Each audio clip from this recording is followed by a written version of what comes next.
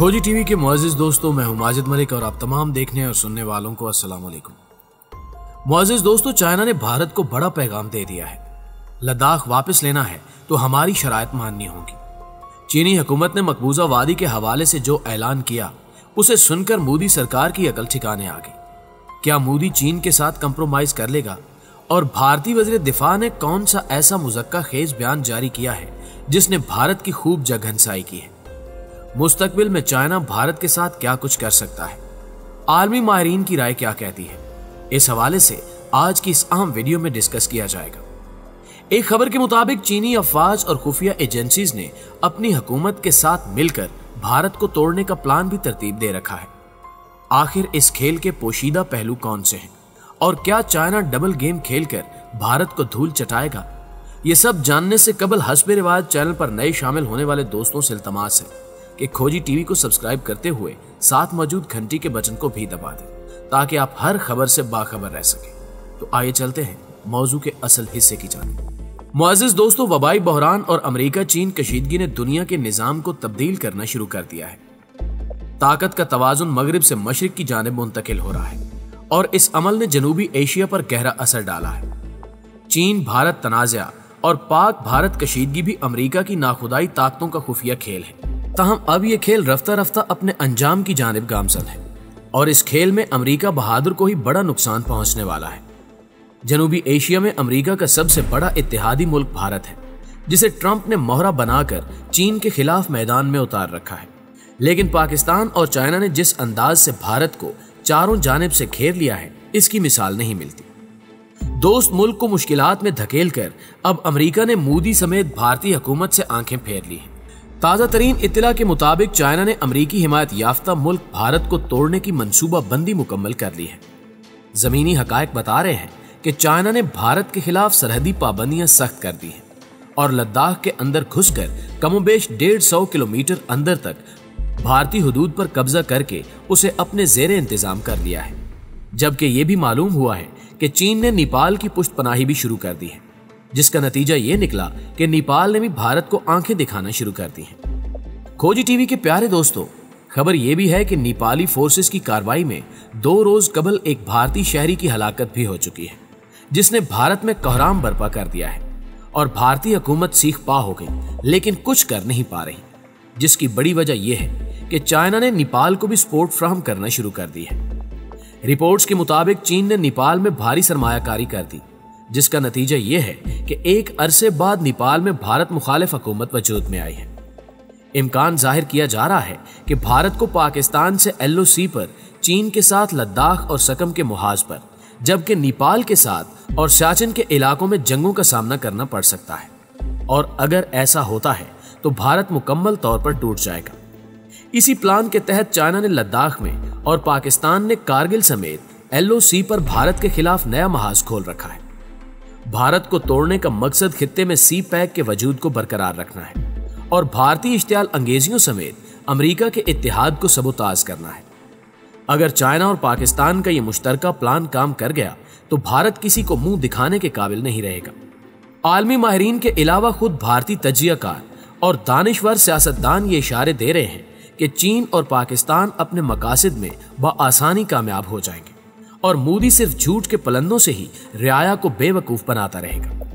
ना सिर्फ मोदी बल्कि भारतीय वुज़रा भी झूठ का सहारा लेते हैं, लेकिन यही झूठ बाज औकात उनके गले पड़कर उनकी रुसवाई और जगहंसाई का सबब भी बनता है। नाज़रीन ग्रामी, ऐसा ही एक मुज़क्का खेज बयान भारतीय वज़ीर दिफा राजनाथ सिंह की जानिब से गुज़श्ता रोज सामने आया। राजनाथ सिंह जो पाकिस्तान को धमकियां देते रहते हैं, उनकी चीन के खिलाफ बोलते हुए जुबान गुंग हो जाती है। गुज़श्ता रोज मौसूफ ने फरमाया कि इस वक्त हिंदुस्तान और चीन के दरमियान एक मसला है। बाज अफराद इससे मुतल्लिक मुख्तलिफ सवालात कर रहे हैं और ये पूछा जा रहा है कि लद्दाख में हिंदुस्तान और चीन की सरहद पर क्या हो रहा है। वक्तन फवक्तन इससे मुतल्लिक इतलात फराहम की जाएंगी। भारत में एक जमहूरी तरीक़ाकार मौजूद है। मुल्क में अपोजिशन की अहमियत को वो समझते हैं। भारत और चीन के दरमियान इस वक्त फौजी सतह पर मुज़ाकरात का सिलसिला जारी है। चीन भी इस मसले को मुज़ाकरात के जरिए हल करने का ख्वाहिशमंद है। हिंदुस्तान भी फौजी सतह पर और सिफारती सतह पर इसका हल तलाश करना चाहता है। वो अपोजिशन के तमाम कायदीन से कहना चाहते हैं कि मरकजी हुकूमत इस मसले पर किसी को भी अंधेरे में रखना नहीं चाहती। मुनासिब वक्त पर तमाम तफसीलात का इंकिशाफ किया जाएगा। इनके इस बयान पर आलमी रहनुमाओं समेत भारतीय सियासी शख्सियात कहती हैं कि मोदी हुकूमत का मौक़िफ़ है कि लद्दाख में हिंदुस्तान और चीन के दरमियान जारी तनाज़े से मुतल्लिक किसी को भी अंधेरे में नहीं रखा जाएगा। साथ ही साथ ये कहा जाता है कि मुनासिब वक्त पर हुकूमत हर चीज का इजहार करेगी। आखिर वो वक्त कब आएगा जब चाइना भारत की रियासतों में घुसकर फौजियों समेत आम शहरियों को यरगमाल बना लेगा। मोदी सरकार की खामोशी मुजरिमाना है, लिहाजा इनके खिलाफ कार्रवाई होनी चाहिए। ये मुतालबा दिन ब दिन बढ़ता ही जा रहा है और मोदी सरकार के लिए मुश्किलात में शदीद इजाफा हो रहा है। दूसरी जानिब चाइना ने भारत को चारों जानिब से घेर कर बड़ा मुतालबा भी कर दिया और मकबूजा वादी के हवाले से अहम ऐलान भी मंजराम पर आ चुका है, जिसे जानकर बीजेपी सतपटा गई है। नाज़रीन गिरामी, खुफिया खबरों के मुताबिक चाइना ने भारत के सामने शर्त रख दी है कि अगर लद्दाख की जमीन वापस हासिल करनी है तो मकबूजा कश्मीर की हैसियत बहाल की जाए। चीन ने लद्दाख के कई किलोमीटर तक के इलाके पर कब्जा कर लिया है।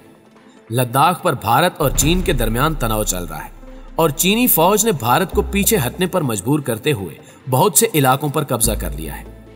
भारत की हुक्मरान जमात बीजेपी इस वक्त शदीद दबाव में है। अपोजिशन जमात कांग्रेस ये दावा कर रही है कि चीन की फौज भारत के इलाके लद्दाख के बड़े हिस्से पर काबिज हो चुकी है। चीनी फौज के मुंह तोड़ जवाब के बाद भारत इस वक्त बुरी तरह से हवास बाख्ता है।